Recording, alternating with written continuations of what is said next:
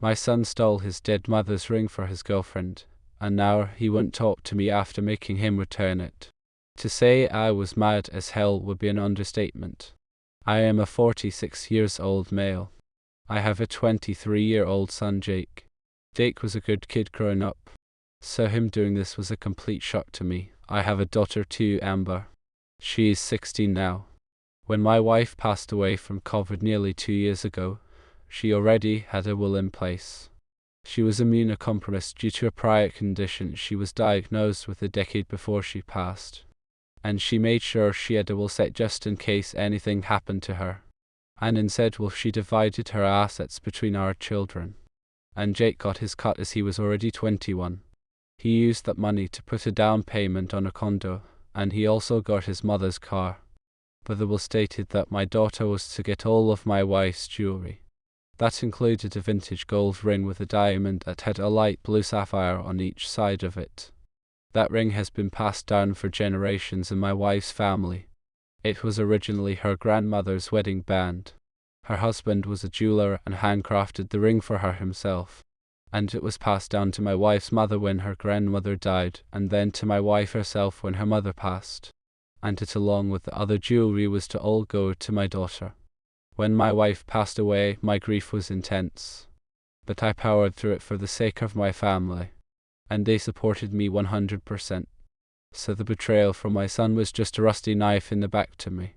For the past 8 months, Jake has been dating Sarah, fake name.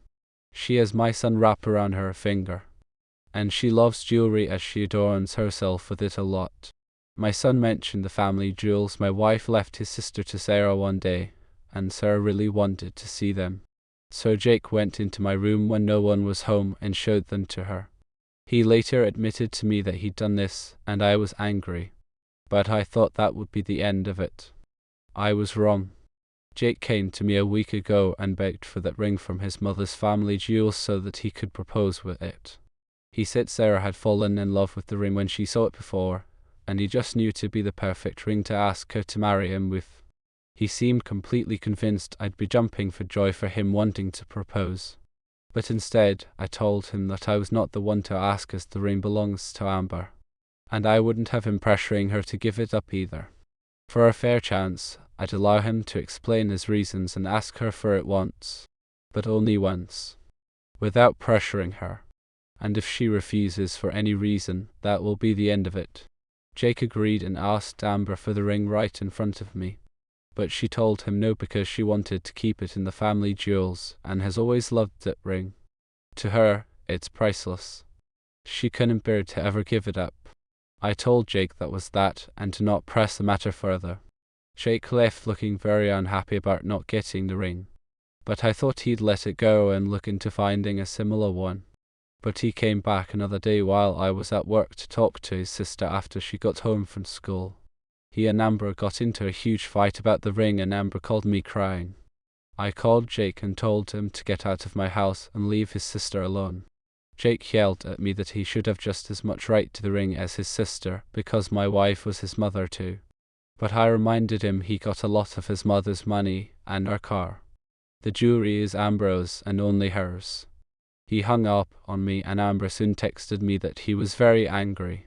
Later, right before I left work, my daughter called and told me that Jake came back. He walked in dressed in a suit, went into my room and took something, then left without saying anything to Amber. She tried to keep him from leaving, but he shoved her out of the way. I rushed home as soon as my shift was over and checked my wife's jewelry box. The ring was gone. I immediately called Jake, but he didn't answer. So I messaged him that I'll get the police involved if he doesn't return the ring. Using it to propose won't stop me from taking it back. That finally made him talk to me, and he tried to say that I couldn't do that to him because he's my son. I said I can and will because he outright stole the ring, and he'd better bring it back right away, or I would take drastic measures. Well, he phoned me right after that, and in a whisper he said that it was too late. He'd taken his girlfriend out to dinner and proposed to her with the ring. He hadn't had it for more than an hour by this point, yet the ring was already on her finger. I said that was his problem. He stole the ring, he can bring it back. It's not his, and I will do whatever it takes to make sure it's returned. And if that means going to the police and blowing the whole situation up, then so be it. I'll file a report. I'll even get a lawyer." Jake started crying and saying I couldn't do this to him. I told him tough luck. He stole from both his sister and dead mother. I would not back down until the ring was returned. Jake wouldn't stop crying and making excuses. So I told him to have the ring back by morning, or I would be moving forward with legal action. Jake is my son, but he still broke the law, and I couldn't overlook what he did. He said he'd be by in the morning to talk, and ended the call while crying even more. Well, Jake did show up in the morning and brought his girlfriend with him to try and guilt us. Turns out she not only knew he stole the ring, she wanted to keep it anyway, because she was completely in love with the ring since she first laid eyes on it. I told her I didn't care. She could have a jeweler make a copy of it or something, but the original doesn't belong to her, it belongs to my daughter and deceased wife. Jake begged me one more time not to make her give it back, but my daughter and I stood firm. Return the ring or face police and maybe even a potential lawsuit. Jake's girlfriend pulled the ring off her finger and dropped it in my daughter's hands, called me an evil bastard, then left my house in tears. Jake started screaming at me that I may have just destroyed his relationship. I retorted that he did this to his own relationship by stealing a ring that didn't belong to him. What kind of son steals from his own sister and dead mother? That is beyond terrible.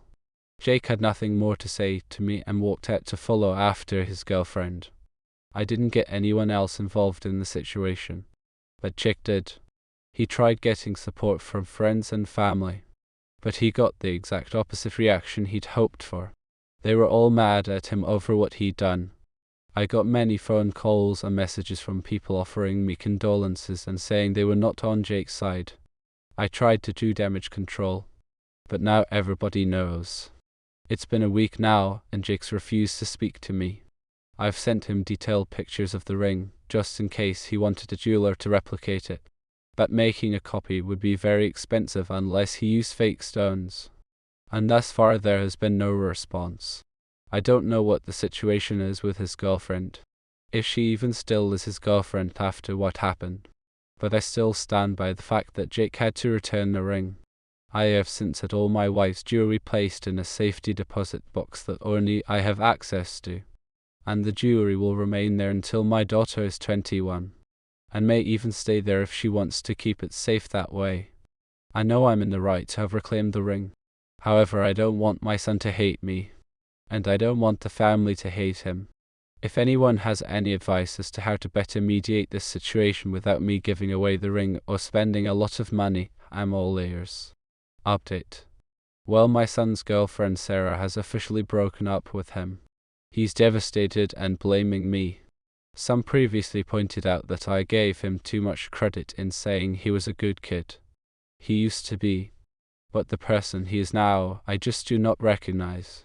Whether he was always like this deep down, or if he just fell for the wrong person and let her change him for the worse is a mystery to me. But it doesn't justify what he did. After I forced him and Sarah to return the stolen ring, she apparently spent days crying in bed, then told Jake that she didn't want a different ring no matter how much he told her he'd get her another one.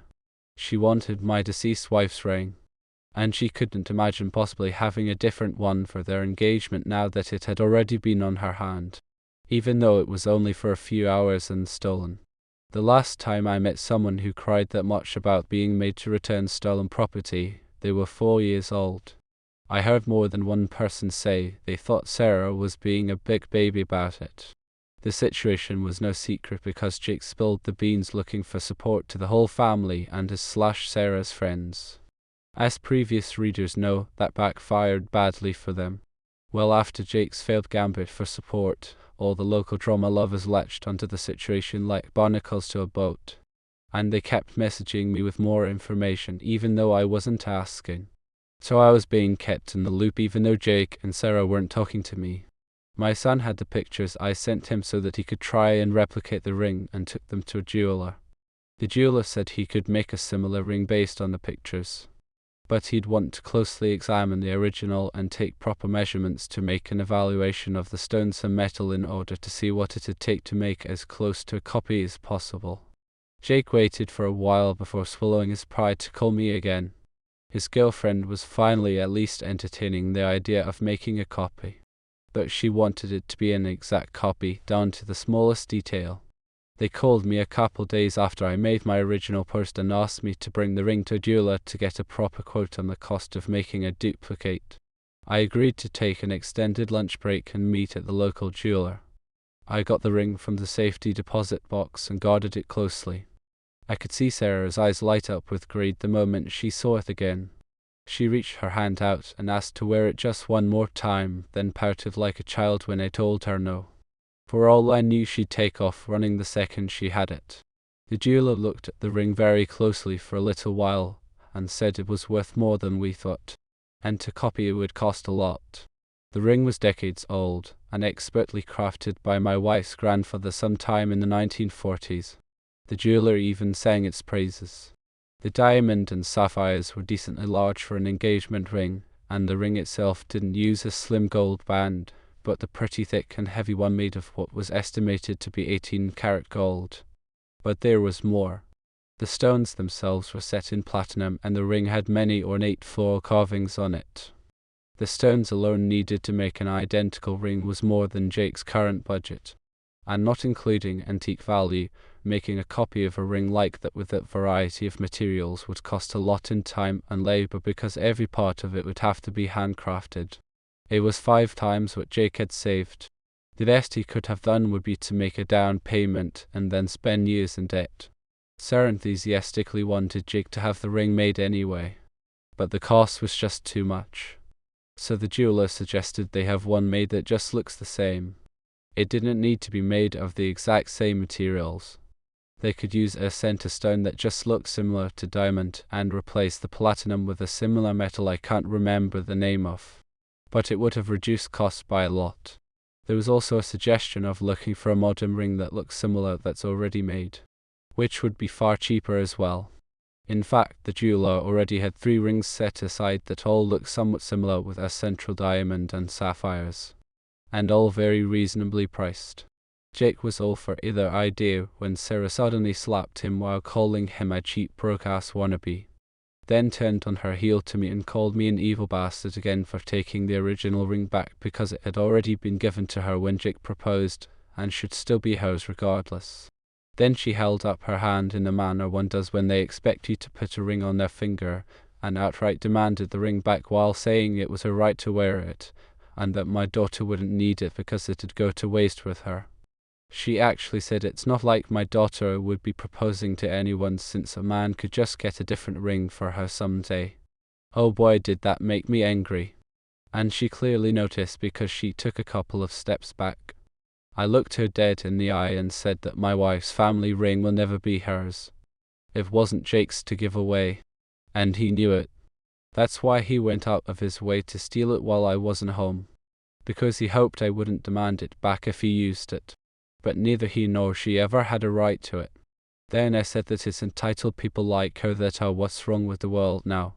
She acts like whatever she wants should be handed to her, and she's lusted after my wife's ring ever since Jake first showed it to her.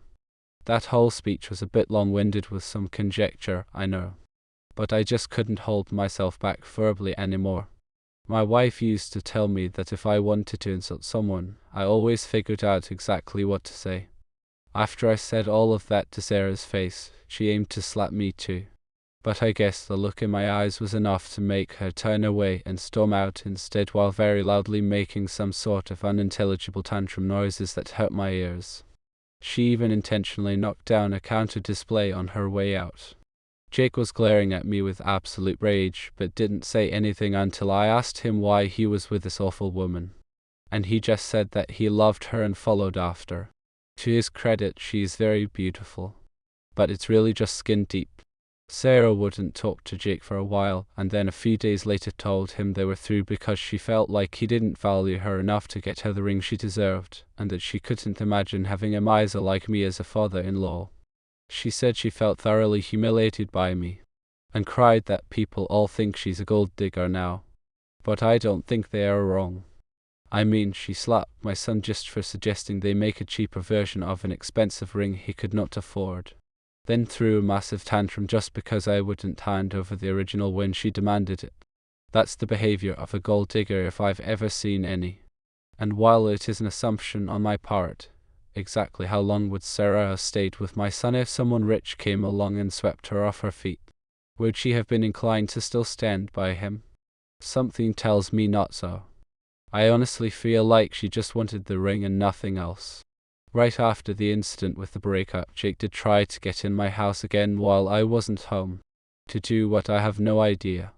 But if I were to speculate, he may have been after the cash in my gun safe, or thought the family jewels were still in the house.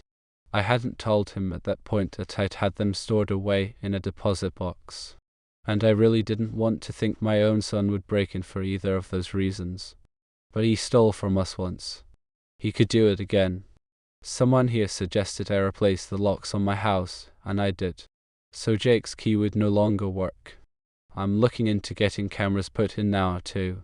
My daughter Amber called me after Jake showed up and said she was terrified while he was banging on the front door and demanding to be let in. I called his cell and he didn't pick up. But I guess it spooked him because Amber said he left right after his phone started ringing. He has a set ringtone for me. So he knew it was me calling in an instant. Jake called later that evening, but before he could start yelling at me, I demanded to know what the hell he was doing trying to break into my house while I wasn't home earlier. He scared his sister, and she nearly called the police. Jake dodged the question by being angry about me changing the locks because I don't trust him. I said, damn right I don't trust him. Not after what he did. Jake fired back that I couldn't just be happy for him, and that if his mom was still alive, she'd have wanted him to use the ring to propose. I saw red and said that if she wanted that, she'd have willed it to him. So he began whining and saying it was all my fault. He explained exactly what Sarah said when she broke up with him, and how she called me a miser, among other things. Then ranted about how I always thought Sarah was never good enough for him. But I pointed out he was putting words in my mouth. I never said she wasn't good enough for him. I barely knew Sarah, and I never once got in the way of him being with her till he stole the ring. He tried to deny that.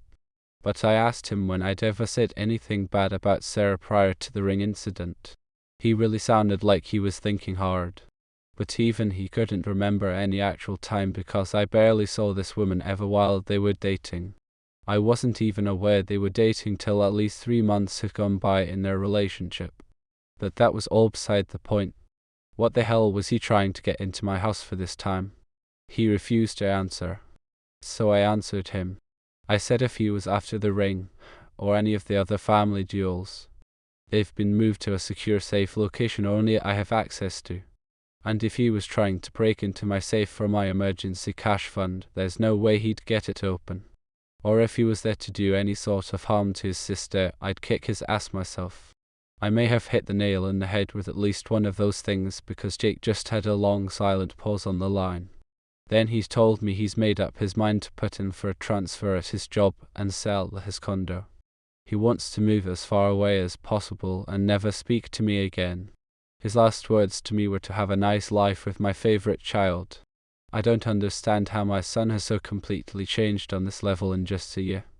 I never actually called Sarah a manipulative gold digger until recently. I said she had my son wrapped around her finger and she loves jewelry. Though I guess that's not all that different in the long run. But in truth she is a manipulative gold digger. Especially after the drama act she put on to try and keep a ring that was never hers. I mean, she spent days in bed crying over a ring she knew was stolen, and then had her huge tantrum and not being able to get it back or copy it.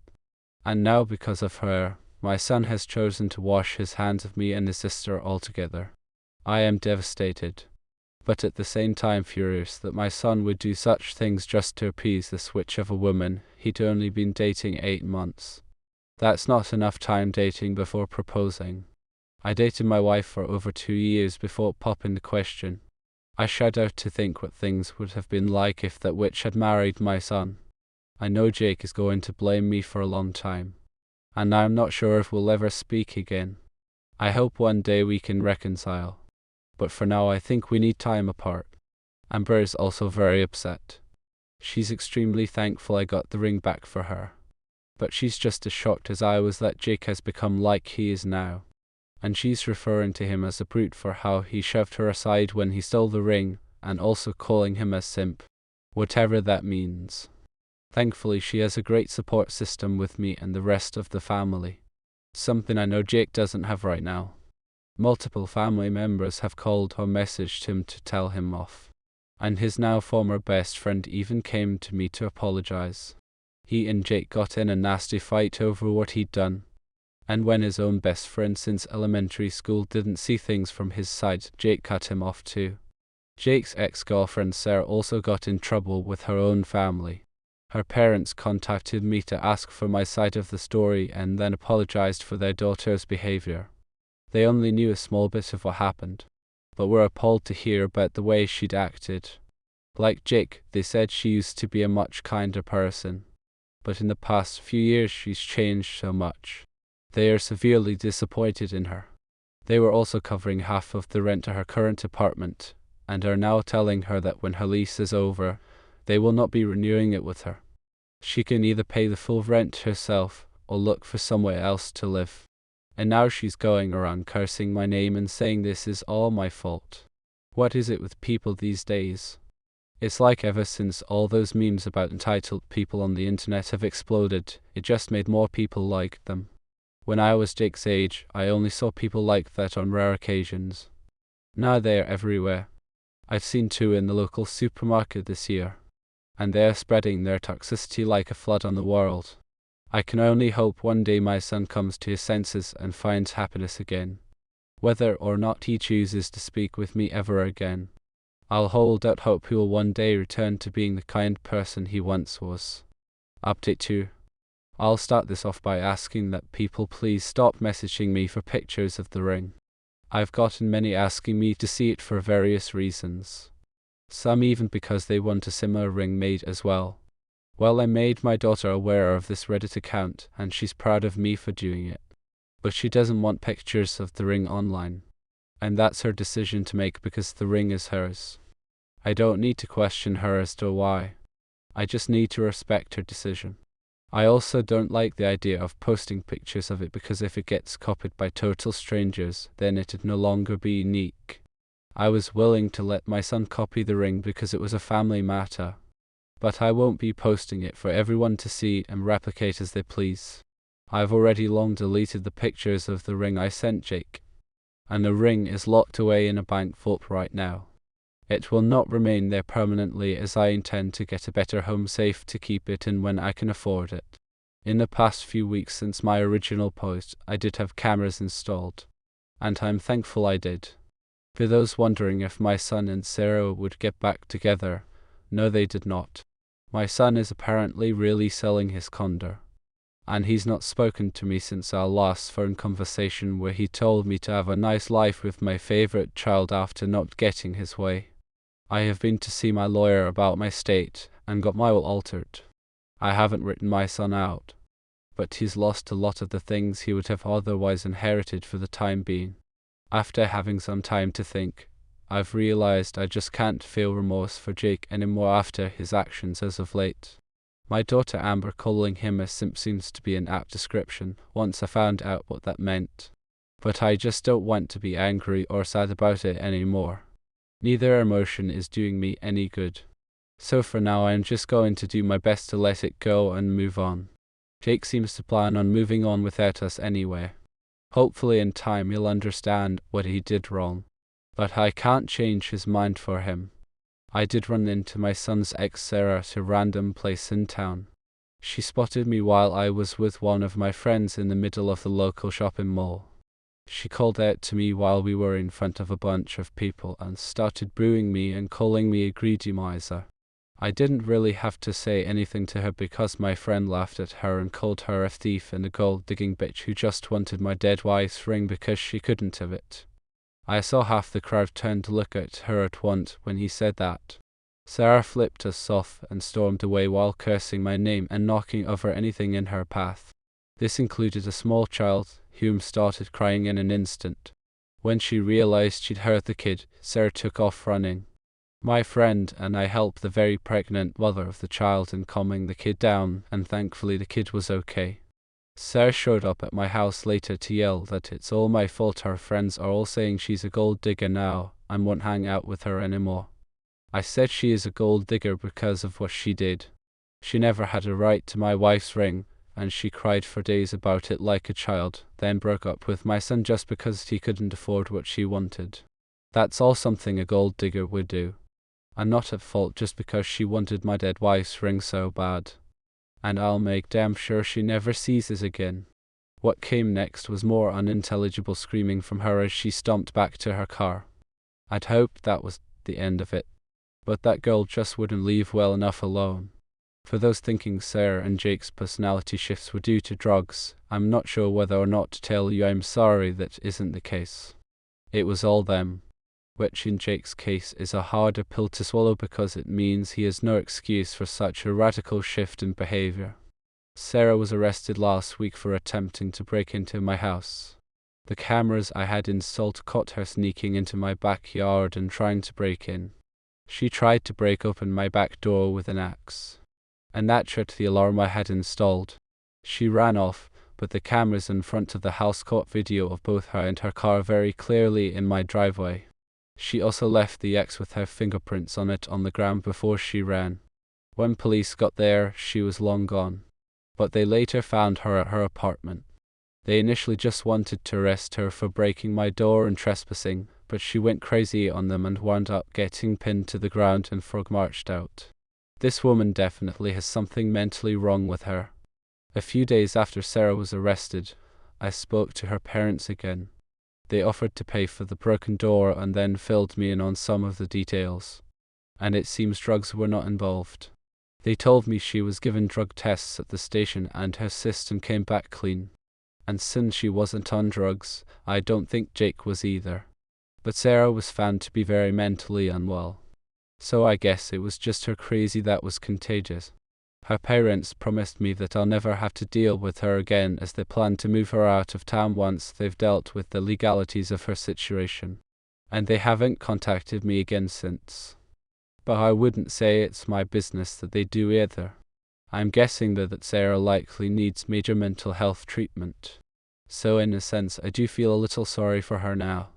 I knew Jake had to be aware of what happened with Sarah since everyone was talking about it. But he has not reached out to any friends or family. One of the people he works with has contacted me though, and told me Jake is still openly very angry about what happened. He still believes the ring would have been a small price to pay for his happiness. But now that Sarah has been taken away, Jake has also shifted blame onto her, and saying she's the crazy gold-digging woman who ruined his life. It seems all he can do is blame, and blame other people some more. Until he accepts fault in his own actions, then I don't think we can have a relationship. He's not going to do well in life if he can't take responsibility for his own actions. I just hope that some time alone wherever he chooses to go will help him to mellow out and understand where he went wrong. This is likely to be my last update here, unless something else goes wrong. And if no new posts show up in the coming months or years, then you'll all know everything is fine. At least as much as it can be, considering the situation.